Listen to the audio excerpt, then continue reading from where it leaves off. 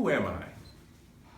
In order to figure that out, I figure I will begin at high school. I was voted best all around by my peers for my high school superlative. To me, it meant I had the full package. I had the brains, the brawn, the looks, the personality. I thought I had it all figured out. Being able to excel at many things made me pugnacious. It gave me an infinite number of options of things to do, a career to build from, and people that I could be. That's where the problem and my search began. I started on the conventional road. I earned a scholarship to UCF. I was told that one of the best careers to have would be one in engineering. It's one of the most secure. So I took it upon myself to find a major in software engineering. I even had a game plan to go with it. I get my degree, I find the woman that I was gonna date for the next 4 to 6 years. In my freshman year, I would graduate, I would get a good job. Afterwards, I would propose, we would get married, have some crib midgets, and we would live happily ever after. Everyone say, ah. Ah, hell. I reached a couple hiccups. First being, engineering required a lot of math. A lot of math. Math in which I loathed. When letters enter into the equation and the answer is just as convoluted and as difficult as the actual problem, I realized it's time for a new major. So 3 majors later, I was back to where I started. Add in that everyone that I knew that were seniors in college were graduating, however not finding the jobs that they expected to have. This began to concern me. I wasn't so sure about the college path anymore.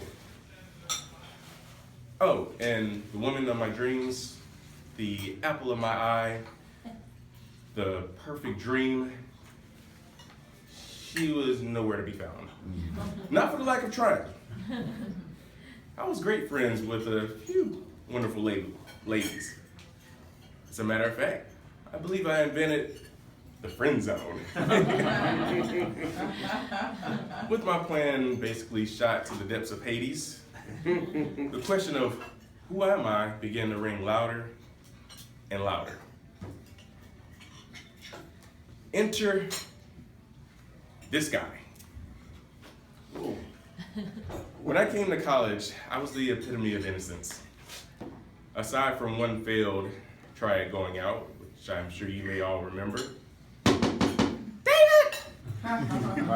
For those who were at my table topics and remember that, I was oblivious to the joys of the outside world that I came up with.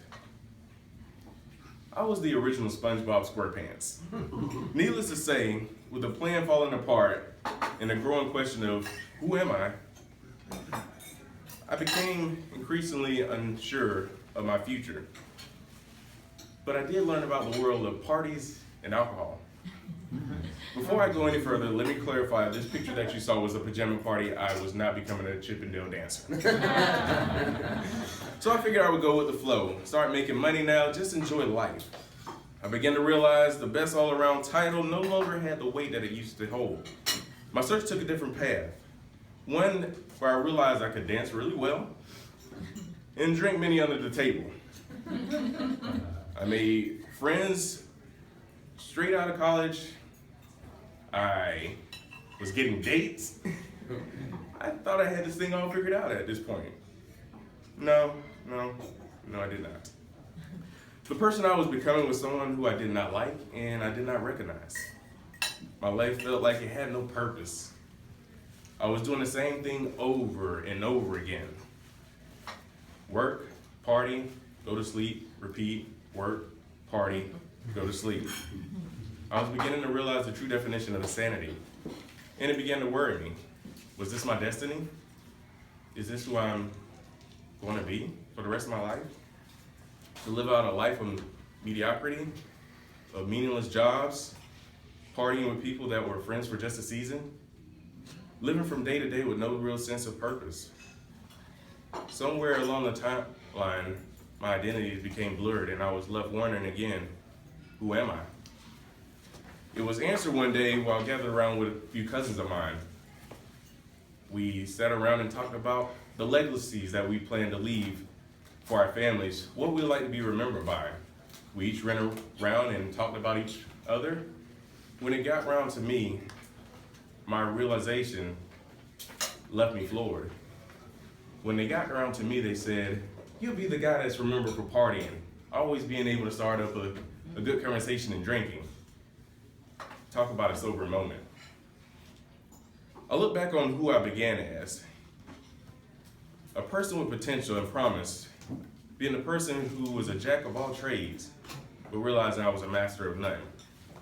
I value my Christian walk. I value taking care of myself with eating right, with working out, reading to grow in knowledge, and I value being around people that help make me grow. I wanted to be able to give back in some way.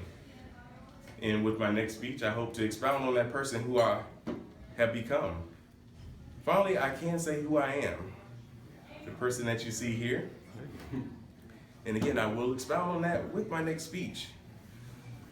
But if you really wanted to know who I am, if you came up to me and asked, "Who is this guy?" I would tell you, I'm a God-fearing, suit-wearing, brother like no other, always styling, $1 million smiling, money preaching, finance teaching, innocent face with impeccable taste, new member, but now your favorite. It's nice to meet you. My name's David. Thank you.